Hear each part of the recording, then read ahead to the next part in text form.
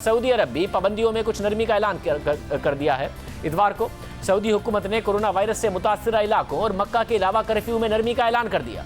Curfew में सुबह 9 बजे से शाम 5 बजे तक नरमी होगी। शॉपिंग मॉल्स और रिटेलर्स को 13 मई तक कारोबार खोलने का कह दिया गया है। सऊदी अरब में अब तक 17,000 लोग वायरस से मुतासिर हुए हैं। इसी तरह मुत्तहिदा अरब अमारात में भी 31 मार्च से लॉकडाउन है, मगर हुकूमत ने दुबई के 2 इजला में लॉकडाउन में नरमी का ऐलान किया है। इसी तरह ईरान ने लॉकडाउन को मरहलावार खत्म करने का ऐलान कर दिया है।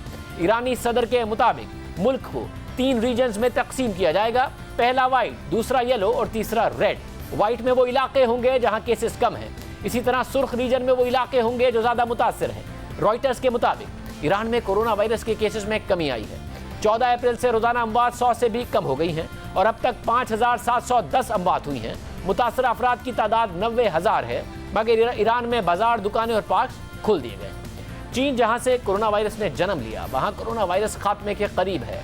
वुहान शहर, जहां से कोरोना वायरस फैलना शुरू हुआ, अब वहां कोरोना का कोई मरीज नहीं है। तमाम मरीज अस्पतालों से सेहतियाब होकर निकल गए हैं। शहर में मामूलात जिंदगी बहाल हो रहे हैं, मगर खौफ अब भी बरकरार है। एहतियाती तदाबीर इख्तियार की जा रही हैं, मगर लोग अभी खौफजदा हैं। वुहान शहर में 76 दिन तक सख्त लॉकडाउन रहा। अब आहिस्ता आहिस्ता पाबंदियां खत्म हो रही हैं। CNN ने वुहान शहर के खुलने के बाद वहां की जाने वाली एहतियाती तदाबीर पर रिपोर्ट तैयार की है। वहां जो ताजिर हैं उनसे बात की है। लोग कितने डरे हुए हैं, सहमे हुए हैं, क्या एहतियाती तदाबीर हैं, सब आवाम के सामने रखी, हम आपके सामने रखते हैं। 3 महीने बाद वुहान में ये एहसास जरूर आ रहा है कि जिंदगी लौट रही है। बहुत से लोग अब भी हिचकिचा रहे हैं, मगर अक्सर ताजिर अपना बिजनेस दोबारा शुरू करना चाहते हैं। मगर साथ साथ वो ये भी कह रहे हैं कि 76 दिन के मुकम्मल लॉकडाउन से उनका जो नुकसान हुआ है वो उसका इजाला नहीं कर सकते। और अगर वो अपना कारोबार खोल भी लें तो भी उनके पास इस तरह ग्राहक नहीं आएंगे, क्योंकि लोग डर गए हैं वायरस से। हमारे जैसे छोटे प्राइवेट बिजनेस के लिए हुकूमत की इमदाद भी नहीं मिल रही। अगर अब वायरस की दूसरी लहर आई तो हम ये काम छोड़ देंगे और कोई दूसरा काम करेंगे। ये बड़ा दिलचस्प है कि यहाँ बाहर निकलने की बहुत शराइत रखी गई हैं। जैसे हर एक को ये मास्क पहनकर बाहर निकलना है, जो मैंने पहना हुआ है। ये अब यहाँ का कानून है कि कोई बाहर बगैर मास्क के नहीं नजर आएगा। यहाँ तक कि जिस होटल में हम रुके हैं वो पहले आपका टेम्परेचर चेक करते हैं और इस तरह का चेकअप आप जहाँ जाएं वहाँ होता नजर आएगा।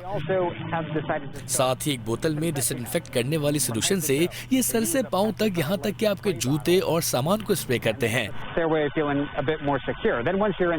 और फिर जब आप अंदर जाएं तो आपको नजर आएगा कि लिफ्ट में बाकायदा 4 लोगों के लिए 4 पाँव के निशान बना दिए गए हैं, ताकि सिर्फ 4 लोग दूर दूर लिफ्ट के 4 कोनों में खड़े हों। फिर लिफ्ट में टिश्यू पेपर रखे गए हैं, ताकि आप लिफ्ट के बटन को अपने हाथ से नहीं बल्कि टिश्यू पेपर से दबाएं और इसके बाद टिश्यू पेपर को डिब्बे में फेंक दें। ये इनका तरीका है वायरस के फैलाव को रोकने का। इसी तरह कहीं भी खरीदारी के बाद अदायगी करने के लिए या शहर में कहीं भी जाने के लिए अपने मोबाइल फोन में QR कोड स्कैन करना पड़ता है, और ये इसलिए कि हुकूमत वायरस के फैलाव को ट्रैक कर सके। जाहिर है इससे लोगों की प्राइवेसी मुतासिर होती है, मगर यहाँ हुकूमत वायरस के फैलाव को ऐसे ही ट्रेस कर रही है।